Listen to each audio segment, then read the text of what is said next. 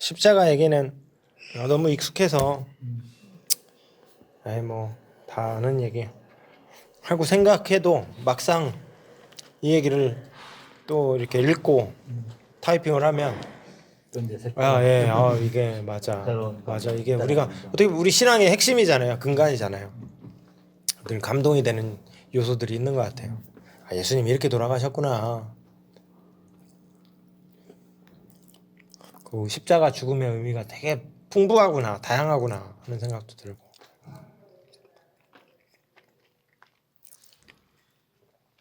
근데 십자가 죽음을 이렇게 바라보면 우리의 행동의 변화가 안 일어날 수가 없죠. 십자가가 내 영혼 구원에 대한 부분들이라고만 생각을 하면 이제 영적인 부분의 감격과 이런 방으로 갈 거 아니에요. 구원의 기쁨, 감격. 근데 십자가 죽음이 예수께서 정말로 가장 약자들의 해방과 그들의 회복을 위한 죽음이셨다. 사회 변혁적 상을 뒤집어 엎는 그런 것들이 그런 부분이었다. 결국 그것 때문에 죽으셨다라고 생각을 한다면 이런 해석들이 우리 마음속에 한 축을 또 자리 잡으면 우리 삶의 양태가 그걸 무시하고 살 수가 없게 되는 거예요. 그러니까 그 이중적인 모습들 때문에 교회가 사회의 지탄을 받는 거잖아요. 영적으로는 충만한데 삶은 잃어버린 것 같은.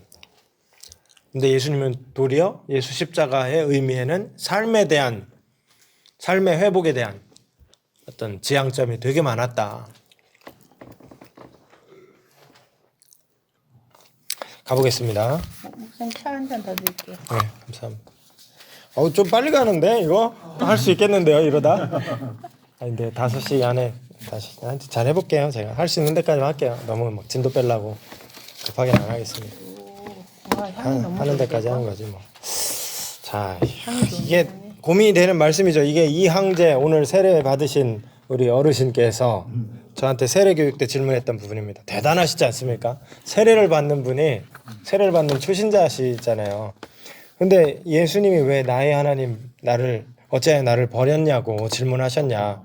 그분도 하나님의 아들이고 그런 하나님이 십자가 지겠다고 삶을 살았을 텐데 왜 이제 와서 왜 하나님 나를 버립니까? 라고 하면서 자기 죽음을 받아들이지 못하고 하나님을 원망하는 모습을 보였냐. 이 질문을 하시는 거예요.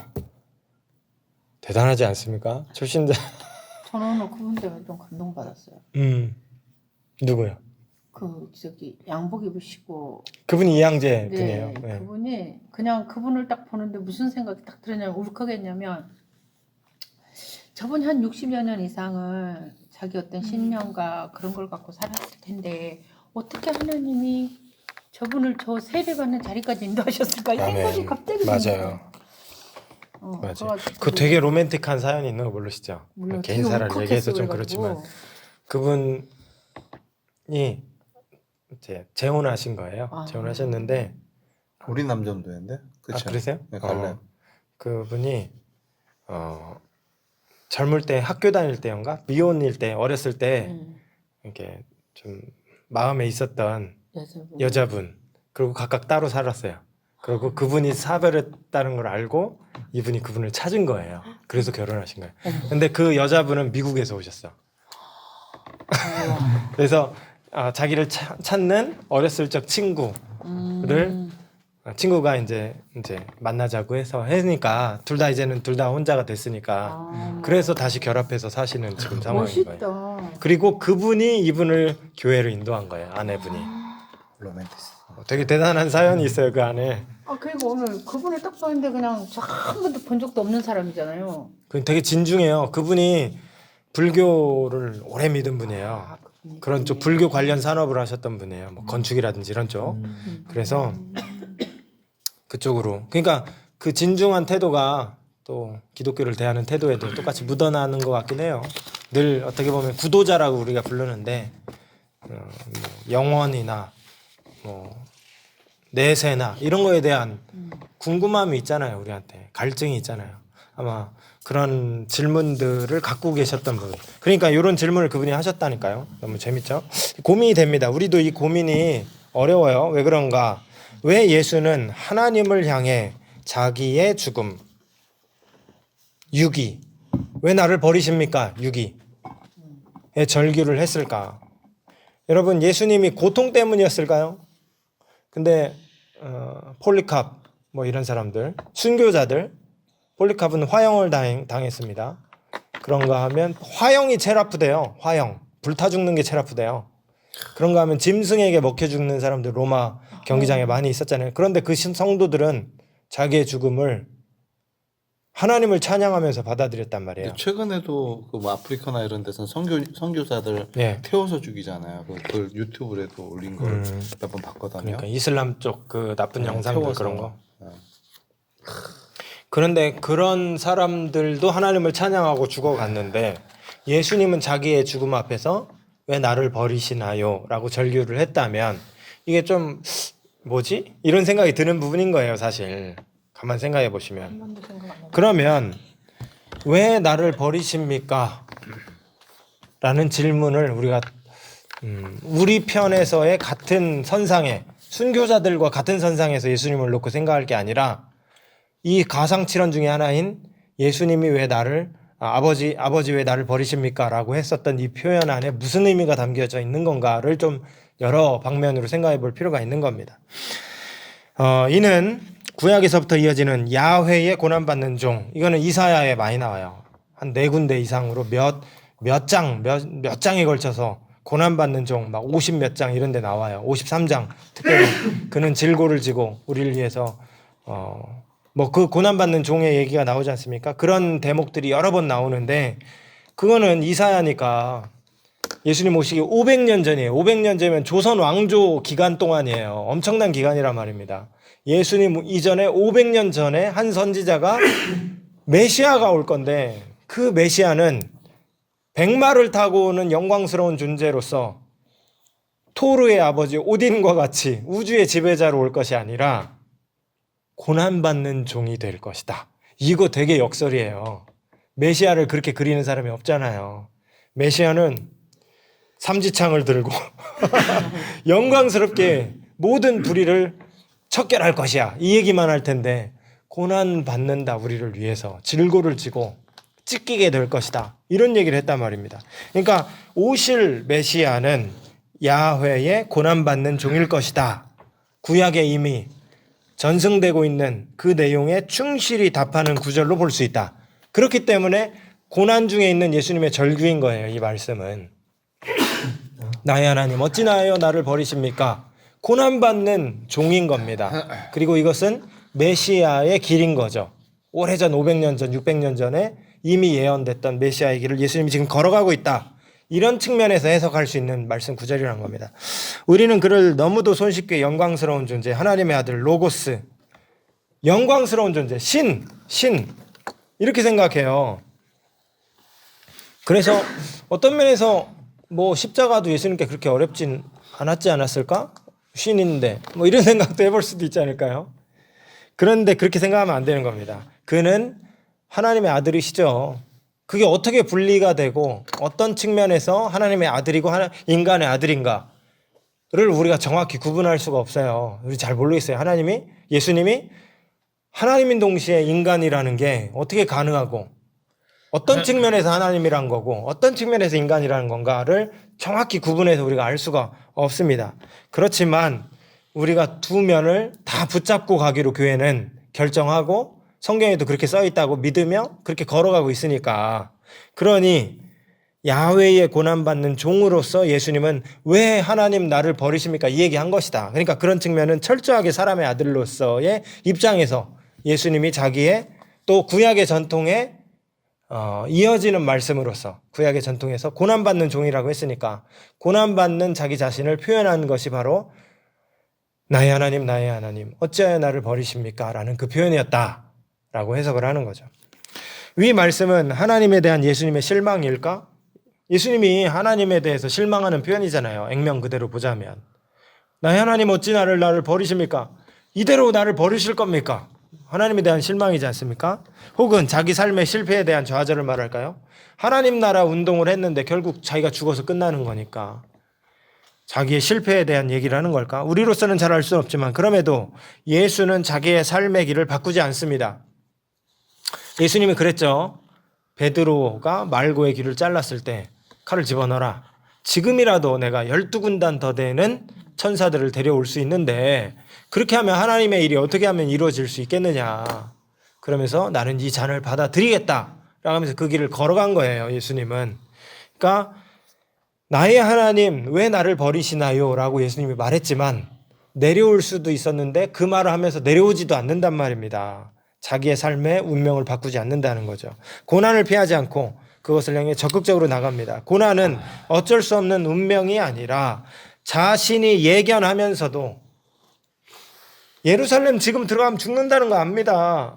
그러면서도 나귀를 타고 들어가시잖아요. 들어가면 못 나온다는 걸 이미 알아요. 예수님이. 이미 저들이 죽이려고 작정하고 있다는 것도 알아요. 그런데 그 길로 들어가는 겁니다. 그래서 예견하면서도 적극적으로 받아들인 능동적 순환이었다. 그렇다면 위 질문은 하나님 신뢰를 바탕으로 한 신정론적 질문이지 않을까. 하나님을 신뢰하면서 저들이 나를 처형하고 비웃는데 왜 당신은 당신의 일을 포기하십니까? 이것은 하나님에 대한 원망이나 거부가 아니라 신뢰를 바탕으로 한 복종의 의미이지 않을까. 예수께서는 죽음의 순간에 가서도 아버지를 신뢰하고 자신을 바칩니다. 예수 안에서 나타나는 메시아는 이스라엘이 기대했던 것과는 전혀 다른 철저히 고난을 당하는 자였다. 그러니까 이런 메시아는 전혀 예상하지 못한 메시아였어요. 물론 이제 이사야에 써 있지만 사람들이 기대한 메시아는 정치적 회복을 갖다주는 다윗 왕조의 회복, 경제적 회복 그러한 메시아를 기대했는데 그런데 예수님이 정작 걸어갔던 길은 고난받는 종의 메시아의 길이었다는 거죠. 왜 십자가는 구원의 사건인가? 십자가가 왜 구원의 사건인가? 나를 구원하는 구원의 사건인가? 첫 번째, 여러 가지 답변을 성경이 제시하고 있다는 겁니다. 첫 번째, 예수의 죽음은 하나님 자신의 행위였습니다. 하나님 자신이 예수를 십자가의 죽음에 내어주셨습니다. 아버지께서 아들을 그 길로 가라고 등 떠민 거예요. 뿐만이 아니라 예수님이 걸어가기도 했죠. 근데 그 부분은 나중에 얘기하고 2번, 예수의 죽음은 의로운 예언자의 죽음이었다. 물론 예수의 죽음은 단순한 예언자의 죽음은 아닙니다. 그러나 예언자들의 죽음과 연속선상에 있죠. 예수님이 포도원 품꾼 비유 뭐 이런 거 저런 거 얘기하시면서 악한 품꾼들이 결국에는 그 주인의 종들을 다 한 명씩 한 명씩 죽였는데 마지막에서는 아들을 죽이잖아요. 종들을 죽이는 것은 선지자들을 죽이는 거고 아들을 죽이는 건 예수님을 죽이는 거잖아요. 근데 그 한 맥락에서 예수님 설명하신 적이 있어요. 예언자들이 하나님의 마음을 전하다가 결국 죽어나갑니다. 이사야도 예레미야도 다 죽어나갑니다. 예언자들이. 그런 것과 같이 예수님도 같은 맥락에서 물론 그들 중에 하나라고 얘기할 수는 없지만 같은 맥락에서 임무를 수행하시다 돌아가셨다. 3번, 예수의 죽음은 인간의 죄를 용서하기 위한 속죄제 죽음으로. 이건 아주 익숙합니다. 아주 익숙하죠. 죄값을 치르기 위해서 예수님이 돌아가셨다. 예, 여기도 오타가 하나 보입니다. 우리의 죄를 위하여. 예수의 죽음은 속전, redemption, 속전. 그러니까 값을 치르는 거예요. 값을 치르는. 죄의 값은 사망이라 그랬잖아요. 죄의 값은 삭슨 사망이라 그랬잖아요. 죽음입니다. 죄를 지면 죽어야 돼요. 그걸 우리가 치를 수가 없습니다. 그래서 예수님이 치른 겁니다. 이런 게 이제 속죄 제물로서의 죽음의 의미인 거다. 그리고 5번, 예수의 죽음은 죽음의 세력에 대한 승리. 죽음 자체도 능력이 있습니다. 죽음 자체가 인생의 가장 절망스러운 힘인 것 같아요. 결국 다 죽지 않습니까? 이 죽음의 권세 앞에서 모든 것이 일반화되고 무효화됩니다. 아무리 큰 부를 쌓았어도, 아무리 건강하고 가난하고 뭐 이러쿵저러쿵 살았어도 결국 100년 안에 다 죽습니다. 그런 측면에서 죽음은 인간의 절망이에요. 결국 욜로. 그러니까 즐기고 살자가 되든지. 그러니까 모든 걸 다 무효로 만들어 버리는 겁니다. 그런데 이 죽음, 절대적 힘을 갖고 있는 인간의 절망스러운 상황에 대하여서 예수의 죽음은 죽음의 세력에 대한 승리라는 거죠. 죽음을 이기셨다. 이건 뭐 담임 목사님 설교 중에도 여러 번 얘기하셨잖아요.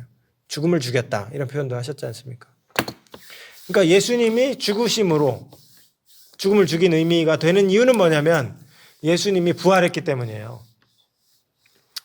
죽음을 깨뜨리고 부활하셨기 때문에 죽음을 이기고 나온 거예요. 그리고 첫 열매라고 하셨잖아요. 성경에. 그러니까 모델이 된 겁니다. 첫 열매는 모델이란 뜻이에요. 넘버 원. 그럼 넘버 투도 있고 넘버 쓰리도 있겠죠. 넘버 투, 넘버 쓰리 이렇게 되시는 거잖아요. 그러니까 죽음에 대한 승리. 우리 모두의 결국 죽음의 현실은 똑같은데 그걸 승리하신 예수 그리스도로 말미암아 우리도 승리할 거라는 그런 해석이 된다. 6번 예수의 죽음은 하나님 사랑의 계시 이렇게 표현이 되는 거죠. 신약성경의 여러 해석 우리가 6가지를 지금 살펴봤지만 그중에 가장 통용되는 해석은 속죄제물. 예수의 죽음은 모든 인간의 죄를 용서하기 위한 희생적 제물 죽음이었고 구원의 사건이었다라는 해석. 히브리서에 되게 많이 나오죠. 신약 성경에서 물론 교회의 보편적 해석이고 기독교의 중심 교리입니다. 구약 성서의 속죄 제의로부터 유래하는 해석은 다음과 같이 분석이 됩니다. 하나님과 인간은 법을 지킬 때, 그러니까 율법은요 나쁜 게 아니라 선하고 좋은 거예요. 하나님이 하나님의 백성이 어떻게 살아갈래? 출애굽기 19장에 보면 너희가 내 백성이 되겠느냐라고 했을 때 되겠습니다. 그래서 율법을 주셔요. 그러니까 하나님의 백성은 어떻게 살아가야 되는가? 하나님의 뜻, 마음이 담긴 얘기가 율법에 담겨져 있는 겁니다. 이 율법을 지킬 때 관계가 유지되고 의의를 얻는데 그리고 지키지 않으면 보응을 받아야 되는데 근데 인간이 그 보응을 다 받으면 살 수가 없는 겁니다. 소멸해 버립니다. 그러므로 인간은 자기 죄에 상응하는 제물을 바쳐야 됩니다. 그것은 자기를 대리하는 속죄 제물입니다. 속죄 제물은 인간을 대리하여 죽음을 뭐 했을까요? 죽음을 여기 다시 살펴봐야겠네. 잘 모르겠다. 뭐가 맞을까? 대신한다 이런 뜻인데 예. 대신한다. 인간을 대리하여 죽음을 당한다. 장한다가 아니라 당한다.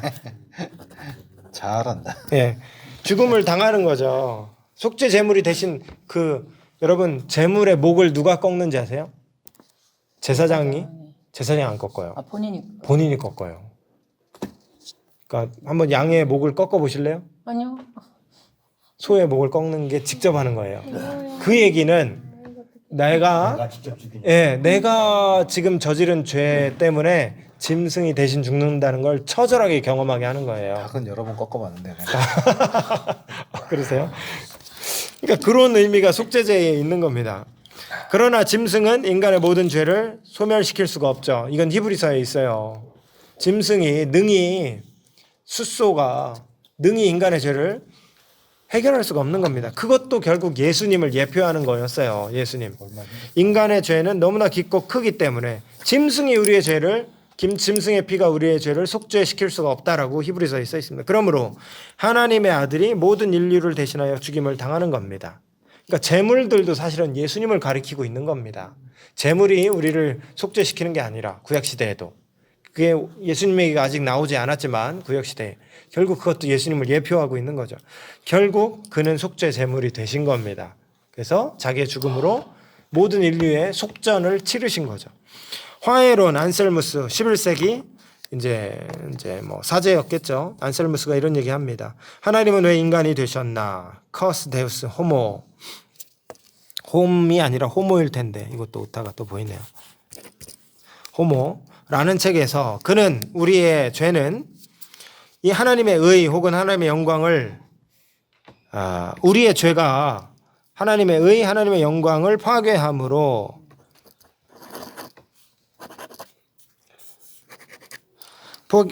이에 대한 보상이 필요하다라고 했습니다. 보상. 그러나 인간은 그것을 자기 자신으로부터 행할 수 없기 때문에 하나님이 인간이 되셨고 참 하나님인 동시에 참 사람이신 예수 그리스도는 자기 자신을 하나님께 속죄의 제물로 바침으로써 훼손된 하나님의 영광을 보상했다. 보상 이론이에요. 그러니까 보상 이론.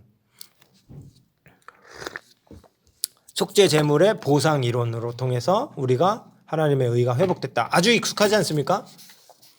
장로교에서도 많이 얘기하는, 우리 교회에서도 많이 얘기하는 부분이라서. 근데 제가 6가지를 다 써놓은 이유는 예수 십자가의 풍성한 의미를 나누고 싶었기 때문이에요. 가장 많이 하는 얘기는 속죄론이지만 십자가에는 다양한 의미가 있다는 걸 여러분들도 한번 생각해 보시고 기억해 보셨으면 좋겠습니다. 근데 이 속죄론에는 다음과 같은 문제가 발생할 수 있다. 그러니까 속죄론만 생각하면 여러 가지 리스키한 부분이 있다는 거예요. 첫 번째, 속죄물 사상은 복음서의 예수 선포의 전체를 포괄하지 못합니다. 예수 선포의 중심은 죄 용서만이 아니라 값을 치르고 돈을 내서 물건을 사는 속전을 넘어서 하나님 나라와 하나님의 의, 예수님이 그토록 전하고 싶었던 거는 뭡니까? 하나님 나라잖아요. 그럼 속전에 대한 얘기를 한 사람은 누굽니까? 바울이에요. 로마서 같은데. 그러니까 예수님의 삶이 결국 죽음으로 부활로 귀결이 됐는데 그걸 해석해서 복음의 의미에 아주 의미를 잘 해석한 건 사도 바울의 공적입니다. 근데 정작 예수님이 외친 건 하나님 나라였어요. 근데 하나님 나라를 그렇게 중요시하지 않습니다, 우리가. 예수님이 살았던 삶, 가난한 자들과 약자들의 친구가 되어 주셨던 삶, 사도 바울의 십자가 복음엔 그 얘기가 별로 없거든요. 예수님의 삶에 녹아져 있어요, 그거는. 그러니까 이거를 우리가 같이 생각해야 됩니다. 하나님 나라와 하나님의 의의를 이 땅에 세우는 데에 있었는데 속죄론, 이 보상론, 이거는 그걸 다 담아내질 못한다는 거예요. 속죄 제물론은 하나님의 구원을 인간의 영혼이라는 좁은 영혼으로 제한하며, 인간 영혼 구원은 소중한 일이죠. 근데 하나님의 구원은 더 풍성한 회복이에요. 로마서에만 보더라도 모든 피조물들이 신음하며 하나님의 아들들이 나타날 것을 고대한다 그랬고, 그래서 세계가 회복될 것을, 세상이 회복될 것을 바라고 있는 피조 세계를 그리고 있는데, 속죄 보상론은 그런 걸 다 뛰어넘어 버리는 거죠. 하나님의 나라, 어린이와 사자가 함께 뛰어노는 나라. 속죄론에 그런 얘기가 별로 들어가질 않아요. 그러니까 이쪽으로만 너무 함몰되면 이웃을 돌아보지를 못하는 겁니다. 그것은 하나님의 구원의 세계적, 우주적 차원, 우주의 회복이 있을 겁니다, 여러분. 우주의 회복. 구원을 인간의 내면성 혹은 실존의 문제로만 왜소화한다. 예. 속죄 2번, 속죄 제물 사상은 하나님은 사랑이시다 라는 신학 성서의 고백에 모순된다. 속죄만, 그러니까 하나만 물고 늘어지면 하나 가지고 모든 걸 설명할 수가 없는 거예요. 십자가에는 다양한 의미가 있다니까요. 그 안에 하나님 사랑의 의미가 담겨져 있는데, 속죄 제물 사상은 거래잖아요. 값을 지불하고, 그래서 값으로 사고, 거래니까 이게 차갑게 느껴지는 겁니다. 속죄 제물 사상은 응보의 원리, 하나님이 보상을 필요로 하십니다. 이는 누가복음 탕자의 비유, 아버지가 탕화를 기다리고 있어요. 창문만 쳐다보고 있어요. 버섯만 신고 신발도 안 신고 뛰쳐나가서 안아주잖아요. 그 아버지의 모습과 보상을 요구하는 하나님의 모습이 뭔가 한 목에서 그려지지가 않는 거죠. 하나님은 무한히 사랑하시는 분이라기보다 인간의 실수에 분노하며 인간의 피를 요구하시는 무서운 분, 그래서 그 피값으로 이제 처형하시는 분, 이렇게 느껴지니까, 그러니까 보상론, 속죄론으로만은 조금 부족하다. 결국 더 풍성한 큰 그림을 그려야 되는데 이미 성경 안에 다 녹아져 있습니다. 다른 부분도 우리가 십자가의 의미를 다 같이 생각을 해야 되는 겁니다. 그 부분은 이제 밑에를 읽으면 나옵니다. 하지만 이런 지적과 비판은 속죄 제물 사상 속에 있는 진리를 간과했기 때문에 나타난 오류다. 속죄 제물로서 당한 예수의 죽음은 피를 요구한 하나님의 잔인성과 야만성. 버트란트 러셀, 영국의 아주 뛰어난 지식인 학자가 이런 하나님이라면, 그 잔인한 아들을 죽이는 하나님이라면 있어도 안 믿겠다, 이렇게 얘기했어요. 근데 그런 거 아니라는 겁니다. 그렇기보다는 인간의 죄를 진지하게 생각하게 하는 겁니다. 속죄론의 중요한 부분은 죄가 그렇게 가볍지 않다는 거예요. 인간의 죄, 여러분 죄인이라고 스스로 생각을 얼마나 하십니까? 많이. 근데 사실은 그거 우리가 그렇게 진지하게 생각 안 하거든요. 진지하게 생각을 많이 못 해요. 그것 때문에 너무 슬퍼하거나 그렇지도 않아요. 근데 예수님이 죽었다니까요. 그러니까 속죄로는 이 죄가 얼마나 무거운 것이었길래 예수가 죽어야만 했는가를 떠올리게 한다는 거예요. 그러니까 잔인성이라기보다 죄가 얼마나 큰지를 진지하게 생각하게 한다. 자신의 아들을 내어주는 하나님의 진지함과 무한한 사랑을 계시하는 겁니다. 그러니까 버트란트 러셀은 몰랐던 거예요. 그 죽은 예수가 사실은 하나님과 이어져 있는 분이라는 걸. 하나님이 팔짱 끼고 예수의 처형 장면을 지켜본 게 아니라 너무도 슬퍼하면서도 예수님을 내어줬다는 것을 러셀은 몰랐던 거죠. 그러므로 신약 성경은 속죄 제물의 해석의 틀과 하나님의 사랑을 결합시키고 있는 겁니다. 그러니까 속죄 제물론만 따로 보면서 해석을 좁게 하면서 오류에 빠지지 말고 이 속죄 제물론을 통해서 하나님 사랑이 얼마나 큰지를 살펴봐야 되는데 예수님이 값을 치렀는데 그 예수가 바로 하나님이셨다라는 걸, 하나님 사랑의 크기였다는 걸 우리가 기억을 해야 되는 거죠. 우리가 아직 죄인이었을 때 그리스도께서는 우리를 위해서 죽으심으로, 이런 부분이 하나님이 등 떠밀어서만 갔다라는 부분이 아닌 거예요. 예수님도 자기가 갔어요. 하나님이 시켰지만 예수님도 기꺼이 자원해서 간 겁니다. 그래서 우리를 위하여 예수님이 죽으심으로써 하나님께서 우리에게 주시는 사랑을 나타내셨습니다. 하나님 얼마나 우리를 사랑하시는가? 예수님의 생명값만큼 우리를 사랑하시는 거죠. 하나님이 속죄 제물을 요구하시는 이유는 뭡니까? 그냥 사랑한다고 하고 용서해 준다고 하면 되지 않습니까? 굳이 예수님을 죽여야만 했을까요? 값을 치러야만 했을까요? 해야만 했으니까 했겠죠. 그럼 그 이유가 뭔가? 첫 번째, 인간의 죄를 진지하게 생각하기 때문이요. 여러분, 그러니까 죄는 우리가 느끼는 것보다 훨씬 더 악하고 더럽고 큰 겁니다. 우리가 얼마나 죄에 대해서 무겁게 생각하는지는 몰라도 우리가 잘 그거 인식 못하고 살잖아요. 그냥 사는 거죠. 그런데 예수님이 죽어야만 했던 겁니다. 그 죄의 문제를 해결하기 위해서는. 2번, 범죄한 인간에 대한 용서와 새로운 삶의 길을 열어주기 위해서 속죄 제물. 그러니까 속죄 제물은 짐승이 아니라 예수셨고 예수는 곧 하나님이셨잖아요. 그런 측면에서 이 희생이 결국 인간의 새로운 삶을 연다. 그것은 범죄한 인간을 위한 도피성과 같은 거였어요. 도피성. 죄인에게 생명권을 유지시켜주기 위해서 도피성 제도가 있었지 않습니까?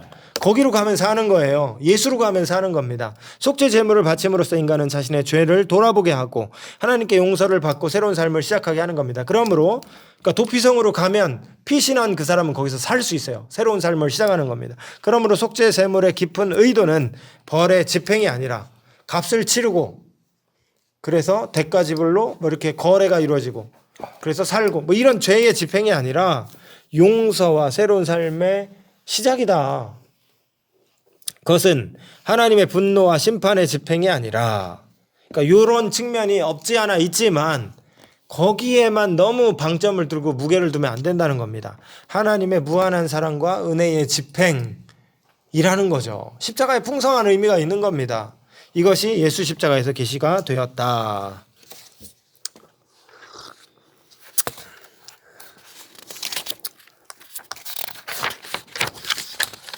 8페이지까지만 하겠습니다. 한 방에 갈게요. 8페이지까지. 좀 쉴까요? 좀 쉬었다가. 집사님 너무 비트죠?